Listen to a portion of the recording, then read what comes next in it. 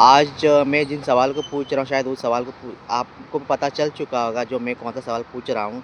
इससे शायद आपका भी दिल कहीं न कहीं टूटा होगा और आपको भी मन में कहीं न कहीं आँसू बहते ही रहेंगे। जो डॉक्टर थे कोलकाता के जिन्होंने रेप किया, बलात्कार करके उनका खून किया, उनको गवर्नमेंट जो था हमारे इंडिया का जो भारत का जो संविधान था, उसको फांसी देने की सब लोगों ने माँग की थी। पर उसको जन्मपीठ जो होता है जन्मपीठ शिक्षा दी गई। इसके बारे में आप क्या कहना चाहेंगे? मुझे ये जो सज़ा उसको दी गई है, मुझे अच्छा नहीं लगा।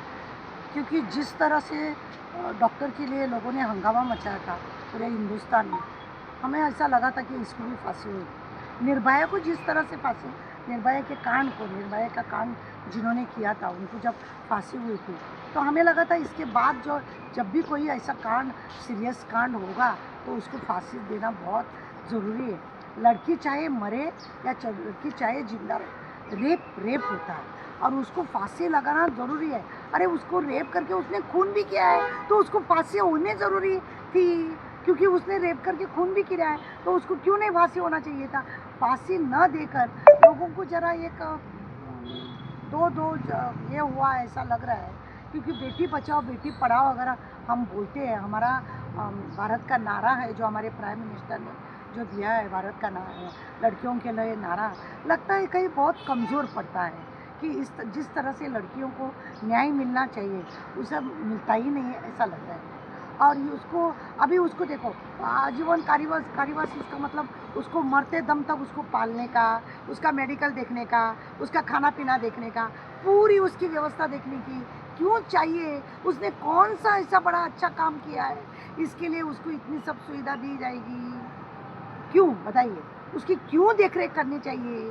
क्या उसने अच्छा किया है बोल के? क्यों उसको फांसी नहीं दी गई? निर्भया के केस के बाद हमें लगा था कि उनको वो कांड के जितने भी एक्यूज़ थे, उनको फांसी होने के बाद ऐसा लगा था अब तो आगे चल के ऐसा ही रहेगा। लेकिन अब देखा तो कुछ नहीं है। अच्छा नहीं लगा हमें इसका, क्योंकि फिर दोषियों को निर्दोष घूमने का चांस मिला, ऐसा लगता है। आप एक गोवा की एक महान सोशल वर्कर है।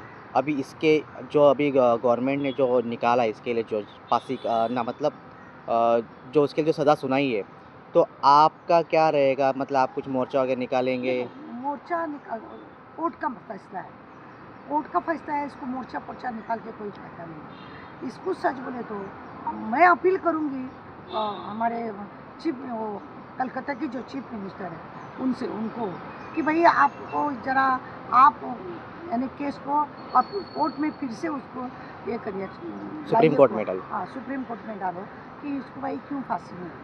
तो ऐसा डालना बहुत ज़रूरी है। शायद कोई काम कर रहे होंगे इसकी वजह से, क्योंकि बहुत से लोगों को दुख लगा है। डॉक्टर को ये पर ऐसा कर रहे हैं बोले तो ये इंसान नहीं है। तो इसको अपील करना चाहिए कोर्ट में, और उसके लिए हमारी दरख्वास्त रहेगी ममता बनर्जी से कि भाई चीफ मिनिस्टर आप हो, आप कलकत्ता की हो, आपने महिलाओं के लिए आप खुद एक महिला है, तब आपको मालूम है आपको कैसा दुख है वो।